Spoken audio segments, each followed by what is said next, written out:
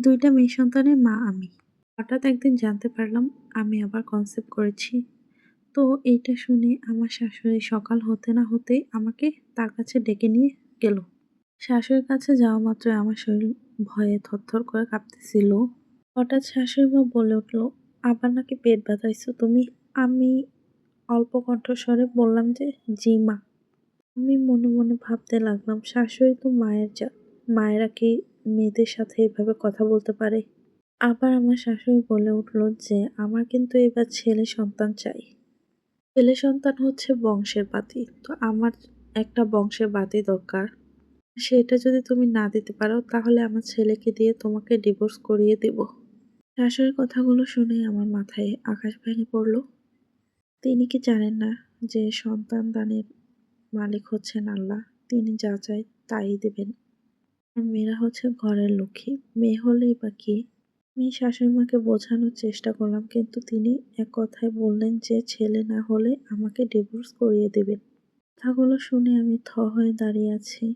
শাশুড়িমা বললেন, "এখানে খাম্বার মতো দাঁড়ায় না থাইকা চলে যাও এখান থেকে।" আমি কথা না বাড়িয়ে ঘরে চলে আসলাম। হঠাৎ আমার স্বামী আসলো। তারপর তাকে আমি বললাম যে, "তোমার মা আমাকে এই কথাগুলো বলল। এখন তুমি কি বলো?" সে আমার কোনো কথারই জবাব দিল না। বলল যে, "কয়টা বাজে? আমি এখন ঘুমাবো। আমার ঘুম পেয়েছে অনেক।" আমি তার কথা জবাব না দিয়ে তাকে বললাম যে, "আমি তোমাকে কিছু বলতেছি, তুমি কোনো উত্তর দিচ্ছ না কেন?" তার প্রত্যুত্তরে সে আমাকে বলল যে, "আমার মায়ের বিরুদ্ধে আমি কোনো কথাই বলতে পারব না। আর মায়ের নামে কোনো কিছু শুনতেও পারব না।"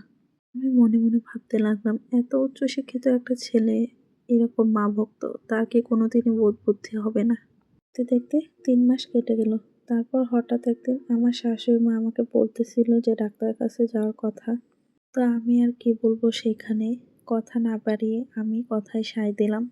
তারপর পরের দিন সে আমাকে ডাক্তারের কাছে নিয়ে গেল। ডাক্তারের চেম্বারে আমরা দুজন একসাথে ঢুকেছিলাম। তারপর সব চেকআপ-টেকআপ করানোর পরে হঠাৎ দেখি ডাক্তার মুচকি, মুচকি হাসতেছে। আমি জিজ্ঞেস করলাম, "কেন হাসতেছেন?" ডাক্তার বলল, "আপনি তো খুবই ভাগ্যবতী। আপনার একটি কন্যা সন্তান হবে।" ডাক্তার আমার শাশুড়িকে বলল, "আপনার ঘরে তো একটা জান্নাত আসতেছে।" কিন্তু শাশুড়ি মার মেয়ের কথা শুনে মুখটা একদম কালো হয়ে গেল। ডাক্তারের সাথে কোনো কথা না বাড়িয়ে বাইরে হুট করে চলে গেল। কি করব কিছুই বুঝতেছিলাম না। আমার খুব ভয় হচ্ছিল। আমার সারা শরীর কাঁপতেছিল আর ঘাম ঝরছিল শরীর থেকে। ডাক্তারের চেম্বার থেকে বেরিয়ে শাশুড়িমার কাছে যেতেই বললেন তিনি, "কি আর করবে বৌমা, তোমার তো মেয়ে হবে। সবই তো আল্লাহর ইচ্ছা। আল্লাহর ইচ্ছাতে এখন তোমার ডিভোর্সটাও করানো হবে। তবে আমার তোমার প্রতি একটু দয়া হয়েছে। তুমি যদি রাজি থাকো তাহলে আমি তোমাকে রাখতে পারবো। আমার ছেলে বিয়ে করবে কিন্তু তুমি আলাদা থাকবে। তুমি যেটা সিদ্ধান্ত নেবে সেটাই করা হবে।" কথাগুলো শুনে আমার মাথা ঘোরাচ্ছিল। আমার মনে হচ্ছিল যে পায়ের নিচ থেকে আমার মাটি সরে যাচ্ছে আস্তে, আস্তে। এখন আমি কি করব? আমার সামনে তো ২ টা রাস্তা খোলা। হচ্ছে আমার স্বামীকে ছেড়ে যাওয়া আর দ্বিতীয়টা হচ্ছে আমার স্বামীর ২য় বউকে মেনে নিয়ে তার সঙ্গে সংসার করা।